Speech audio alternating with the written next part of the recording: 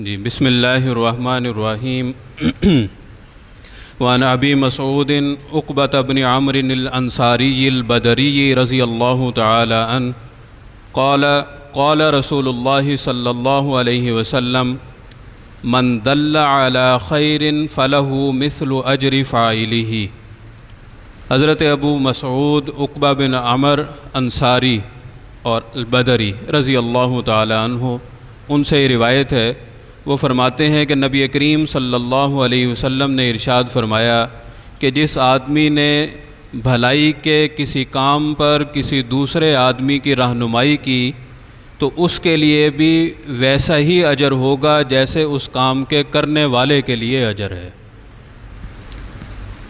تو اللہ رب العزت نے ہمارے اوپر جو احسانات فرمائے اس میں سے یہ بہت بڑا ایک احسان ہے کہ ہمیں نیکی کے بہت سے مواقع اللہ رب العزت نے عطا فرمائے، اور اس کے ساتھ ساتھ اللہ رب العزت کا یہ بھی احسان ہے کہ نیکی کرنا ہمارے لیے آسان فرمایا۔ ہمارے ایک استاد فرمایا کرتے تھے، حضرت صوفی محمد سرور صاحب رحمۃ اللہ علیہ، شیخ الحدیث سے جامعہ اشرفیہ کے، وہ فرماتے تھے کہ اللہ رب العزت نے ہمیں نیکی کے اتنے مواقع دے رکھے ہیں کہ گناہ کرنے کی تو ہمارے پاس فرصت ہی نہیں ہے۔ تو انہی اللہ رب العزت کی عنایات میں سے کہ نیکی کرنا اللہ رب العزت نے آسان فرمایا، یہ حدیث مبارکہ بھی اسی قبیل سے ہے کہ بعض اوقات کوئی نیکی کا کام انسان خود نہیں کر سکتا، تو اگر یہ کسی اور کو اس کی طرف اس کی رہنمائی کر دے کہ یہ کام کرنا چاہیے یا یہ نیکی کا کام ہے تم کر لو، تو اب کام تو وہ آدمی کرے گا، ثواب اس کو بھی ویسا ہی ملے گا جیسا اس کرنے والے کو ملے گا۔ مثال کے طور پر راستے سے تکلیف دہ چیز ہٹانا حضور نے فرمایا کہ صدقہ ہے۔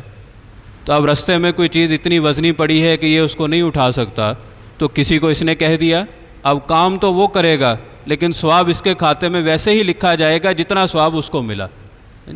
یا ایک اور مثال دے دیتا ہوں کہ مسجد کا کوئی کام ہے، اب وہ اس کی اتنی استطاعت نہیں ہے کہ یہ اکیلا وہ کام کر سکے، تو اس نے کسی اور کو بتا دیا کہ بھائی یہ نیکی کا کام کرنے کا یہ موقع ہے اس وقت،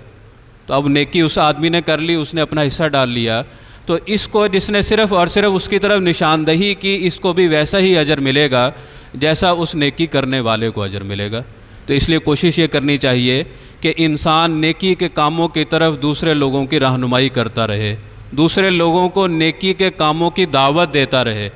اب اس دعوت کے نتیجے میں کام تو وہ کرے گا لیکن نیکیاں اس کے نامہ اعمال میں جمع ہوتی چلی جائیں گی۔ البتہ برائی کے اعتبار سے انسان کو بہت محتاط رہنا چاہیے، کیونکہ ایک اور حدیث مبارکہ سے یہ بھی معلوم ہوتا ہے کہ اگر کسی برائی کا یہ ذریعہ بن جائے گا تو جس طرح برائی کرنے والوں کو گناہ ملے گا، اس کو بھی اسی طرح گناہ ملتا رہے گا۔ اب آج کل ہمیں سوشل میڈیا کے اوپر خاص طور پر اس طرح کی صورتوں سے بہت سامنا پڑتا رہتا ہے، تو اس لیے سوشل میڈیا پہ یا کسی اور جگہ پر کوئی بھی چیز شیئر کرنے سے پہلے، کسی اور کی رہنمائی کرنے سے پہلے یہ ضرور اچھی طرح خیال کر لیں کہ یہ کوئی گناہ کا کام نہ ہو، ورنہ وہ گناہ جس طرح پھیلتا چلا جائے گا اتنا ہی آپ کے نامہ اعمال میں بھی لکھتا چلا جائے گا۔ تو اللہ رب العزت ہمیں نیکی کے کاموں کو